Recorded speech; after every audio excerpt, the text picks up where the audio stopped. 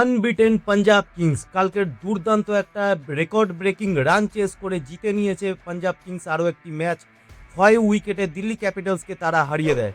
কালকের দিল্লি ক্যাপিটালস প্রথমে ব্যাটিং করতে এসে 264 রান করে 2 উইকেট খুইয়ে, যেখানে একটা দুর্দান্ত সেঞ্চুরি আমরা দেখতে পাই রাহুলের ব্যাট থেকে। কালকের রাহুল 152 রানে নট আউট থেকে গেছিলেন। 16খানা 4 মেরেছিলেন এবং 9টা 6 মেরেছিলেন রাহুল। দুর্দান্ত ব্যাটিং করেন রাহুল।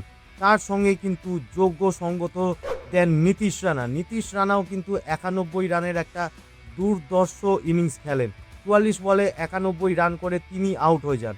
দুজনের মধ্যে পার্টনারশিপ কিন্তু কালকের 95 বল খেলে 220 রানের একটা পার্টনারশিপ আমরা দেখতে পাই। তাদের পার্টনারশিপের জন্যই কিন্তু দিল্লি ক্যাপিটালস 264 রান করতে পেরেছিল 2 উইকেট হারিয়ে।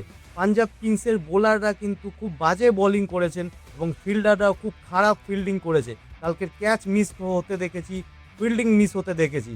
পাঞ্জাব কিংসের বোলার আর্শদীপ সিং তিনি 4 ওভার বল করে 49 রান দিয়ে একটা উইকেট পেয়েছিলেন এবং জেভিয়ার বাটলেট তিনি 4 ওভারে 69 রান দিয়ে একটা মাত্র উইকেট তুলে নিয়েছিলেন। বাদবাকি কোনো বোলার কিন্তু উইকেট পাননি পাঞ্জাব কিংসের হয়ে।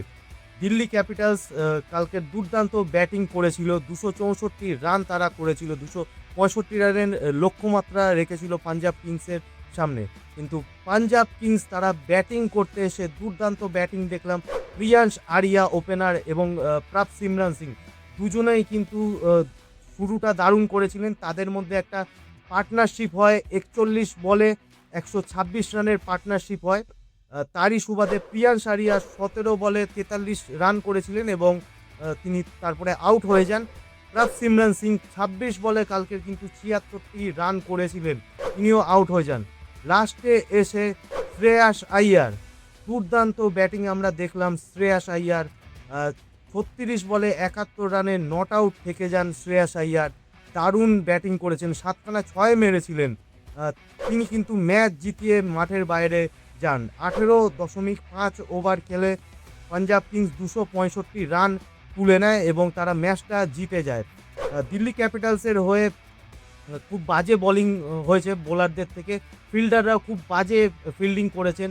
আমরা ফিল্ডিং মিস করতে দেখেছি আজকে দুই দলের ফিল্ডারদের থেকেই, যেখানে দিল্লি ক্যাপিটালসের বোলার অক্ষর প্যাটেল 4 ওভার বোলিং করে 44 রান দিয়ে একটা উইকেট তুলে নেন এবং কুলদীপ যাদব 4 ওভারে 46 রান দিয়ে তিনি 2টি উইকেট তুলে নেন।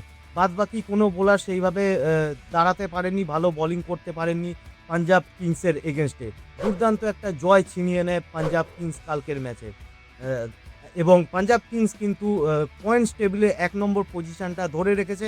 তারা এখনও পর্যন্ত আনবিটেন, একটাও ম্যাচেও কিন্তু তারা হারেনি। আজকের আরও একটা ম্যাচ জিতে 1 নম্বর পজিশনটা ধরে রাখলো পাঞ্জাব কিংস।